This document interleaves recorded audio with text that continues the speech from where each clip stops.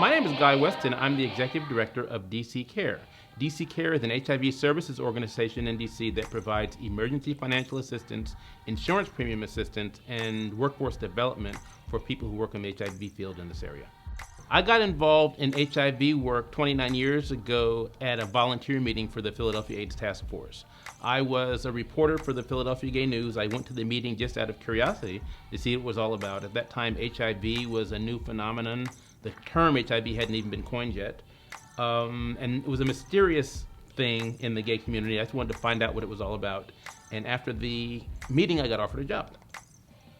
To answer what is Black, gifted, and a whole, I would start by explaining what I think whole is, which is a whole person is a person who's able to live out his truth, his understanding of what he should be without the encumbrances of other people's expectations or other people's priorities or values.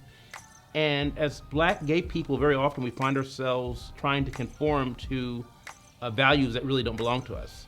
So a person's Black, gifted, and whole moves beyond that to reach all of his or her potential. As gay people, I think we're also gifted. We're gifted when we learn to move beyond other people's expectations and satisfy our own.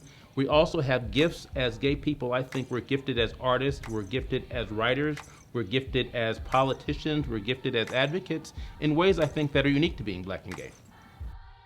What I live by, I think, comes from the Bible. I think it's Matthew 7:12 that says, basically, do unto others as you would have them do unto you. Treat other people the way you would like to be treated. If you do that, you have fulfilled the law and the prophets, meaning you don't have to worry about what this verse says or that verse says. If you do that, you will fulfill everything.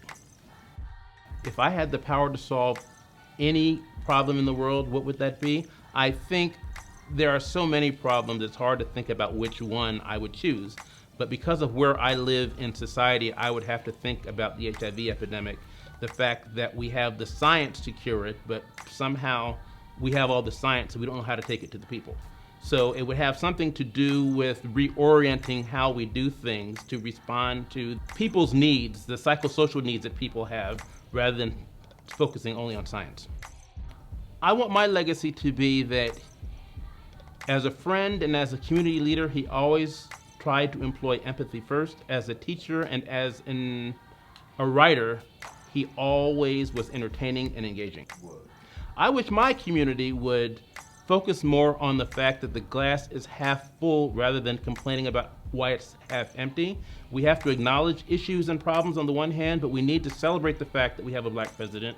We need to celebrate the fact that we have made so many advances in things like marriage equality. Not that every church is embracing, but they're not rigidly opposed to it like they were a decade ago. There's so many circumstances. We're really doing a lot if we look back and see how far we've come. I think we get a lot more positive energy about emphasizing the positive rather than so much emphasis on what we don't have. My name is Guy Weston, and I am Black, gifted, and whole.